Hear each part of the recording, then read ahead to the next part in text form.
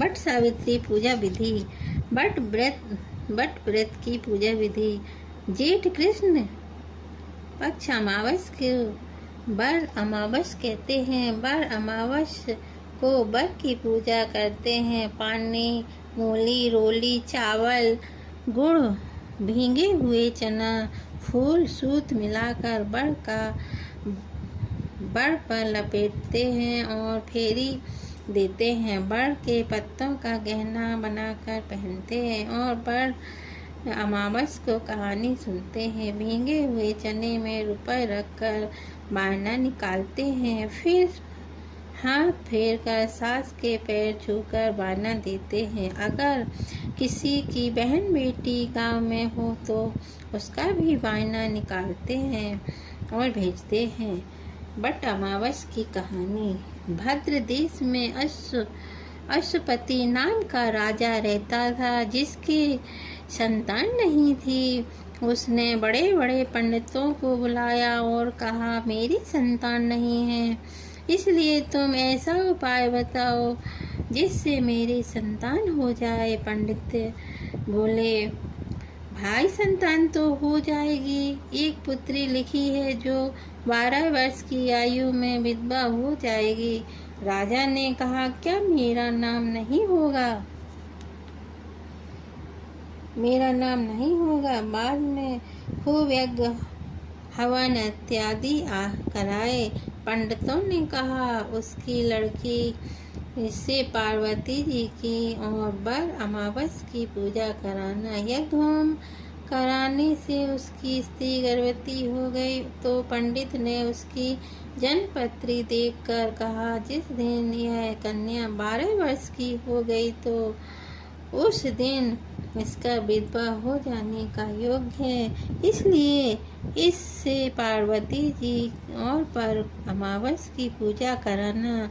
जब सावित्री पर बड़ी हुई तो उसका विवाह सत्यवान के साथ करा दिया। पार्वती की पूजा और बर अमावस की पूजा कराना। सावित्री के सास ससुर अंधे थे। वह उसकी बहुत सेवा करती थी और सत्यवान जंगल में लकड़ी तोड़कर लाया करता था और सावित्री को मालूम था कि वह जिस दिन 12 वर्ष की हो जाएगी उस दिन उसके पति की मृत्यु हो जाएगी।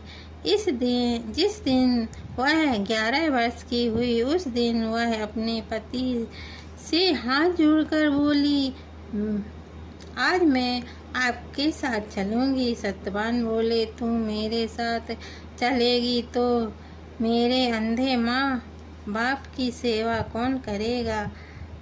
अगर वह कह देंगे तो तुझे ले जाऊंगा। फिर वह अपने सास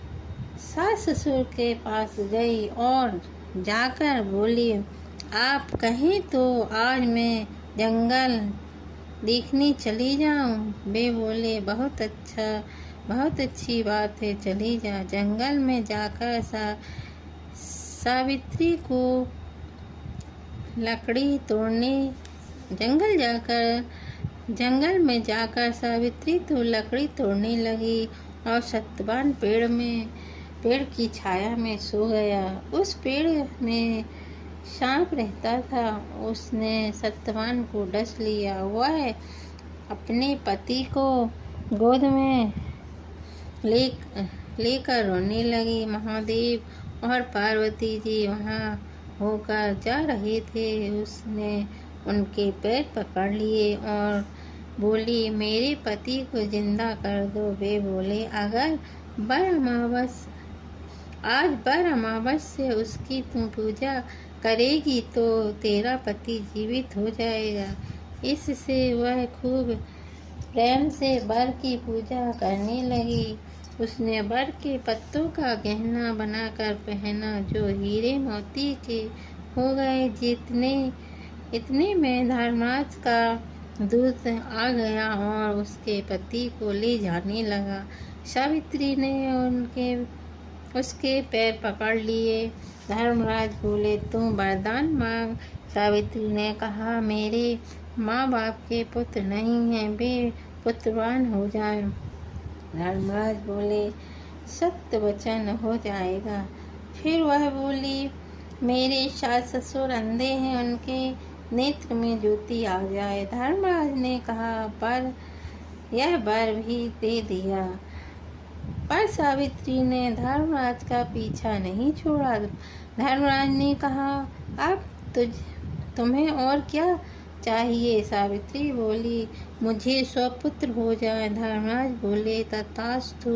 फिर वह सत्यवान को ले जाने लगी। तब सावित्री बोली, हे महाराज, आप मेरे पति को ले जाएंगे तो पुत्र कहाँ से होगा? धर्मराज ने कहा, हे सती, तेरा सुहाग तो नहीं था, परंतु वर अमावस्या करने से और पार्वती जी की पूजा करने से तेरे पति जीवित हो जाएंगे। सारे में निधोड़ा पिटवा दिया कि कहते सुनते जेठ की अमावस्या आएगी, जब वर की पूजा कराना और वर के पत्तों का गहना बनाकर पहनना, बाना निकालना। हे महाराज, जैसे वर अमावस्या ने सावित्री को सुहाग दिया, उसी प्रकार सबको दिया।